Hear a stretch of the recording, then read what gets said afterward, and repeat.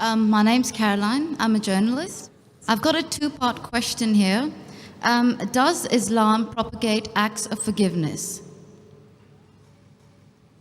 Yes or no? Does Islam propagate acts of forgiveness? Just ask the question, does Islam propagate acts of forgiveness? Of course, yes. And every chapter, every surah of the glorious Quran begins with the formula, Bismillah ar-Rahman ar-Rahim. In the name of Allah, most gracious, most merciful. So why does it...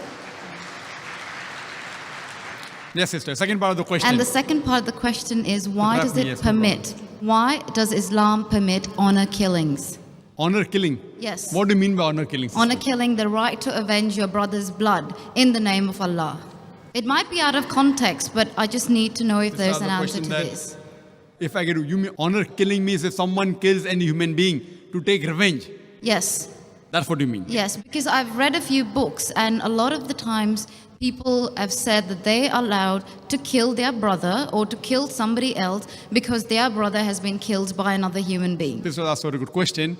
That if Islam propagates act of forgiveness, why does it permit honor killing? Why does it permit? That's a very good question.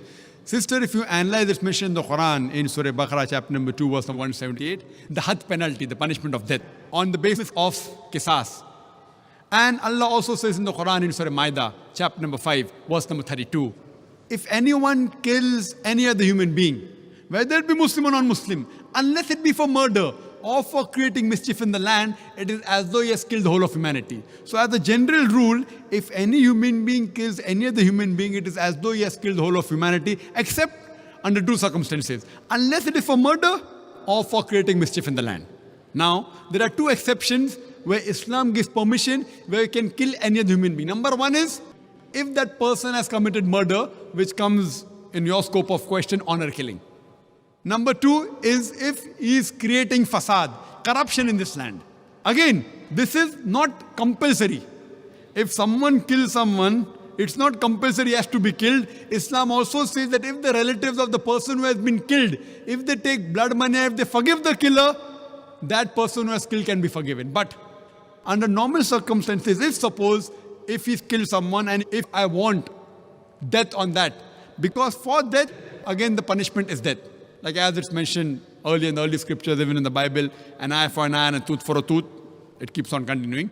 Here what we realize, that suppose I know of a human being who's killing other people, innocent human being.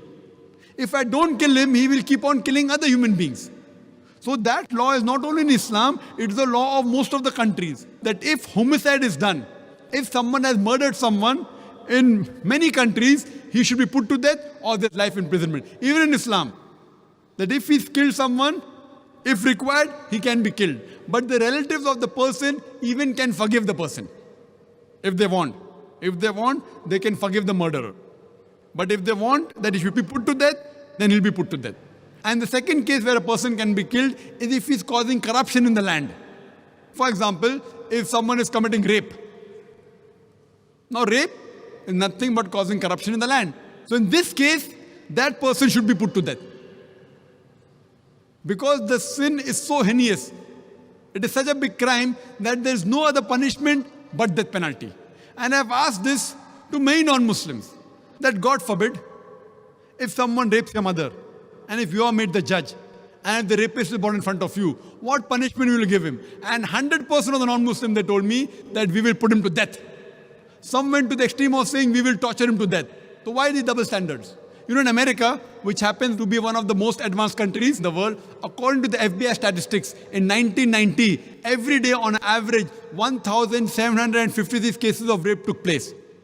According to 1996 statistics, US Department of Justice, every day 2,713 cases of rape took place. 1990, 1,756. 1996, 2,713. Maybe the Americans got more bold.